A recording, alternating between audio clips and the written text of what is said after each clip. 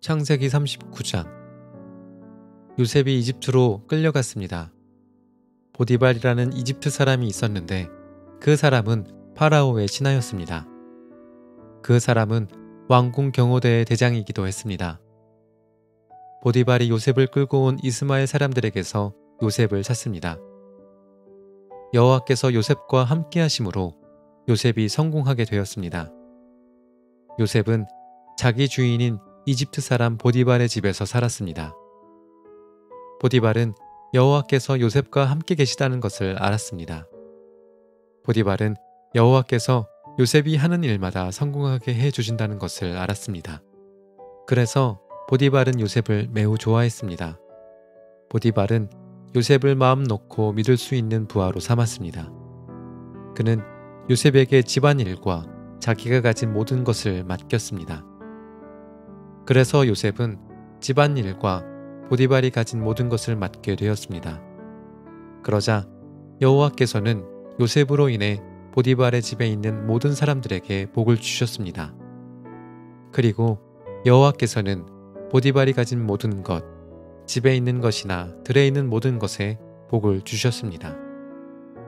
그리하여 보디발은 자기가 가진 모든 것을 요셉에게 맡겼습니다. 보디발은 자기가 먹는 음식 말고는 요셉이 하는 일에 참견하지 않았습니다. 요셉은 멋지고 잘생긴 사람이었습니다. 시간이 흐르자 주인의 아내가 요셉에게 점점 눈길을 주기 시작했습니다. 어느 날 주인의 아내가 요셉에게 말했습니다. 나와 같이 자자. 그러나 요셉은 거절했습니다. 요셉이 주인의 아내에게 말했습니다. 제 주인께서는 이 집의 모든 일을 저에게 맡기셨습니다. 주인의 집에는 저보다 높은 사람이 없습니다. 주인께서는 마님만 빼놓고 모든 것을 저에게 맡기셨습니다. 마님께서는 주인의 아내이기 때문입니다. 그런데 제가 어떻게 그런 나쁜 일을 할 수가 있겠습니까? 그것은 하나님께 죄를 짓는 일입니다. 주인의 아내는 요셉에게 매일 말을 건넸지만 요셉은 주인의 아내와 같이 자는 것은 말할 것도 없고 함께 있으려 하지도 않았습니다. 어느 날 요셉은 보통 때처럼 집으로 들어가서 일을 했습니다. 그러나 그 시간에 집에는 요셉밖에 없었습니다. 주인의 아내가 요셉의 옷자락을 붙잡고 말했습니다. 와서 나와 같이 자자. 그러나 요셉은 붙잡힌 옷을 남겨둔 채 집 밖으로 뛰쳐나갔습니다. 주인의 아내는 요셉이 옷을 남겨놓은 채 밖으로 뛰쳐나간 것을 보고 집에 있던 종들을 불러서 말했습니다. 내 남편이 우리를 창피스럽게 만들려고 저 히브리 노예를 데리고 왔나 보다.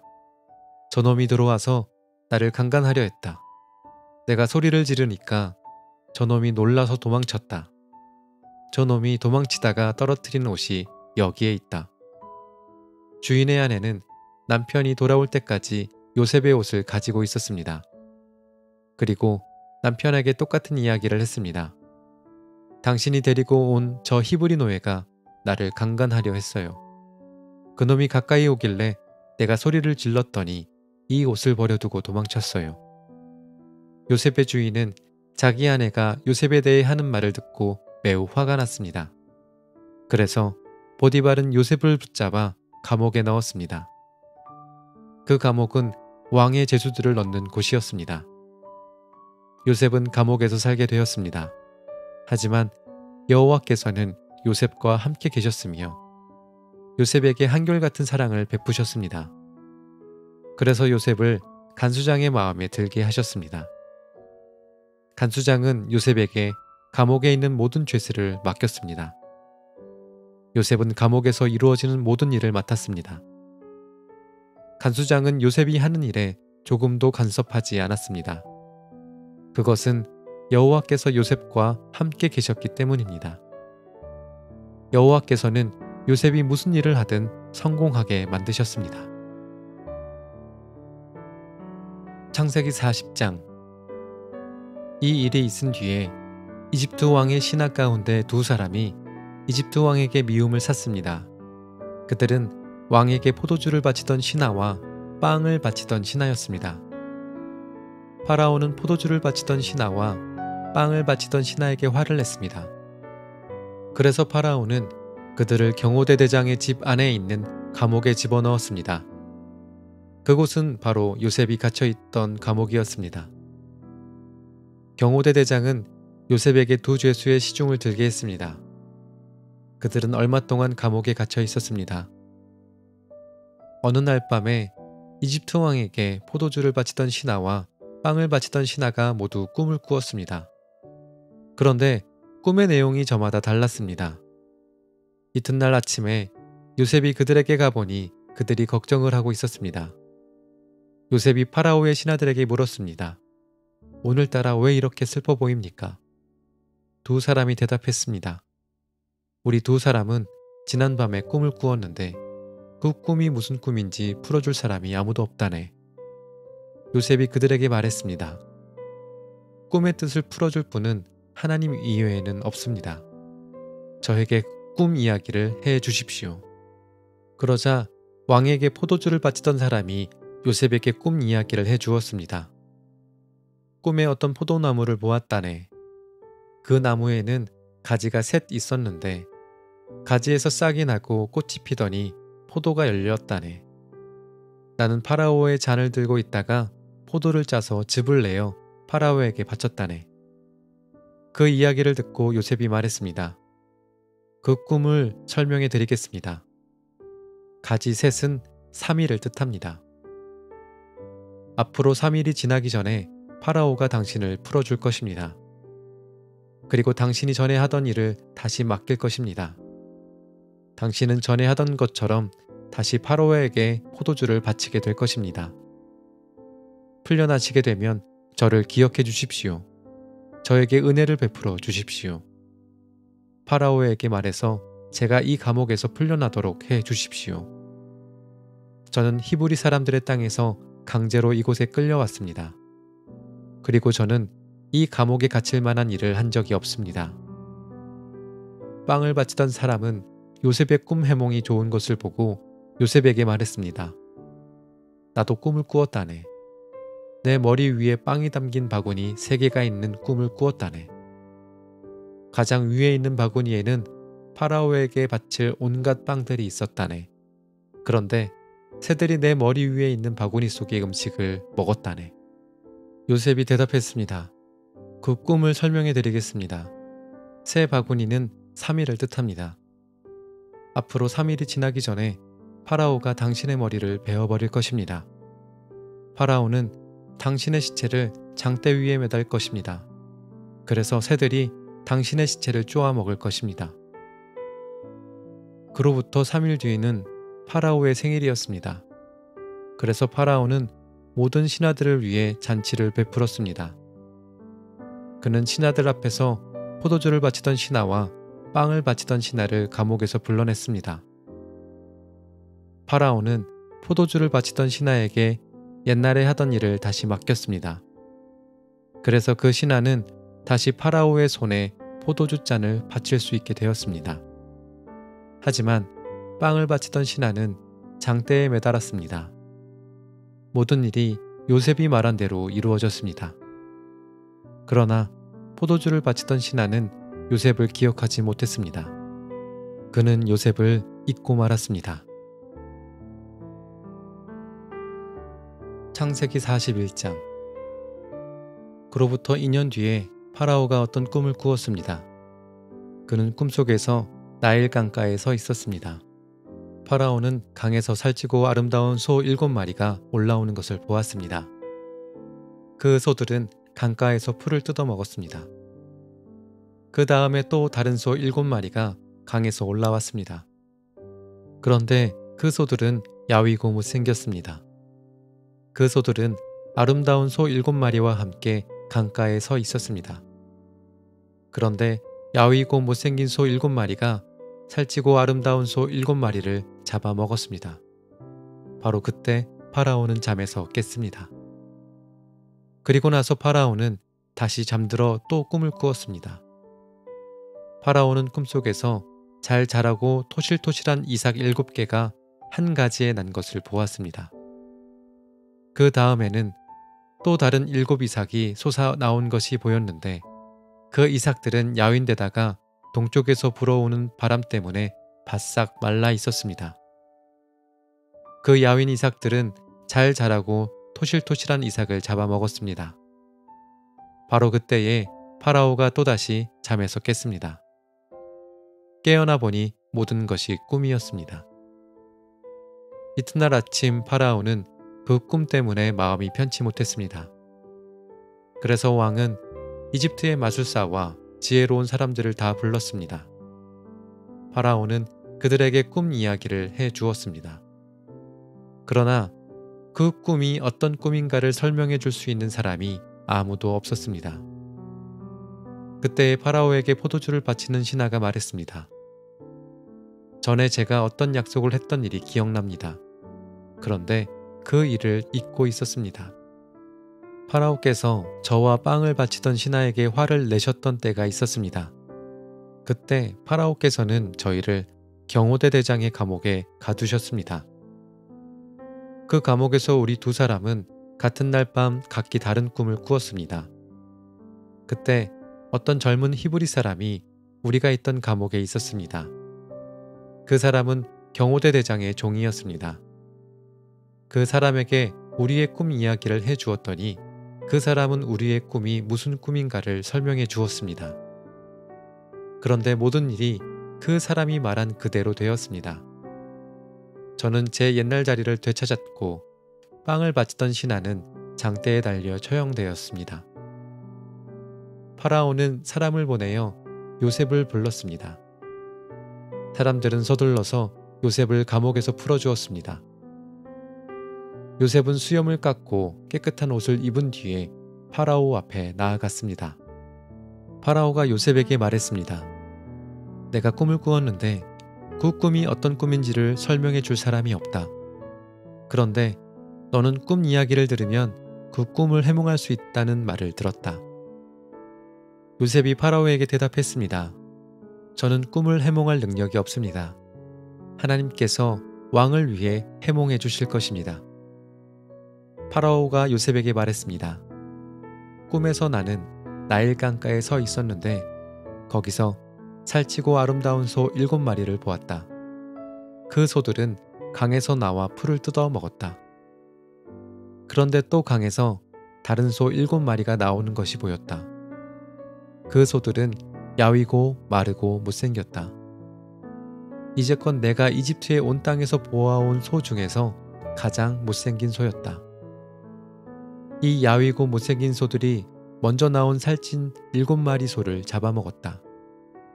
그런데 이 야윈 소 7마리는 살찐 소 7마리를 잡아먹었으면서도 처음과 똑같이 마르고 못생겨 보였다.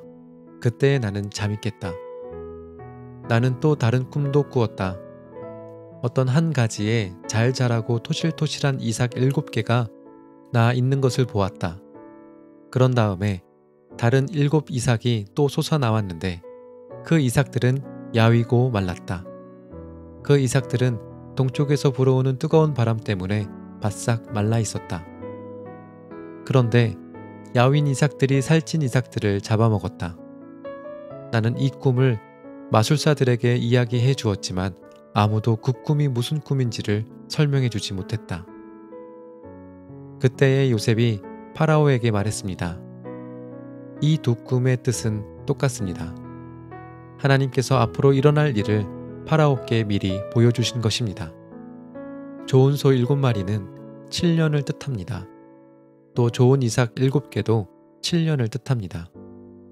2 꿈은 똑같은 것을 뜻합니다. 마르고 못생긴 7소는 7년을 뜻합니다.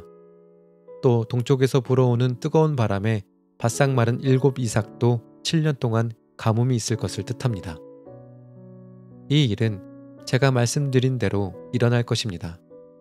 하나님께서는 앞으로 일어날 일을 파라오께 미리 보여주셨습니다. 이집트의 온 땅에는 7년 동안 큰 풍년이 들 것입니다.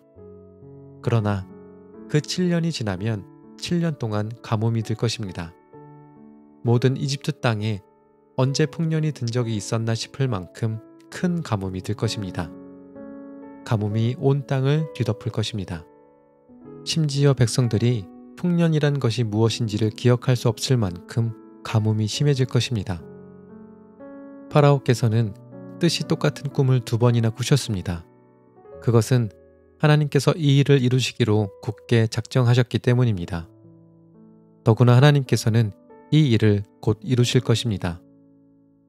그러니 파라오께서는 매우 지혜롭고 현명한 사람을 뽑으셔서 그 사람에게 이집트 땅을 맡기십시오. 그리고 모든 이집트 땅에 관리들을 세우셔서 풍년이 되는 동안 이집트 땅에서 나는 식물의 5분의 1을 거두어 들이십시오. 그 관리들은 앞으로 있을 풍년 기간 동안 생산될 모든 식물을 거두어 들여야 합니다. 그들은 왕의 권위에 힘입어 곡물을 성마다 쌓아두고 지켜야 합니다. 나중을 위해 그 식물을 저장해 두어야 합니다. 그 식물은 이집트 땅에 닥쳐올 7년 동안의 가뭄 때 써야 할 것입니다. 그렇게 하면 7년 동안 가뭄이 들어도 이집트 백성은 죽지 않을 것입니다. 요셉의 말은 파라오가 듣기에 매우 훌륭한 의견이었습니다. 파라오의 모든 신하들도 같은 생각이었습니다. 그래서 파라오는 신하들에게 요셉보다 이 일을 더 잘할 사람이 어디에 있겠는가? 이 사람에게는 정말로 하나님의 영이 있도다 하고 말했습니다. 파라오가 요셉에게 말했습니다. 하나님께서 이 모든 일을 그대에게 보여주셨다. 그대만큼 지혜롭고 현명한 사람은 없다. 나는 내 왕궁을 그대에게 맡긴다. 모든 백성들이 그대에게 복종할 것이다. 그대보다 높은 사람은 나밖에 없도다.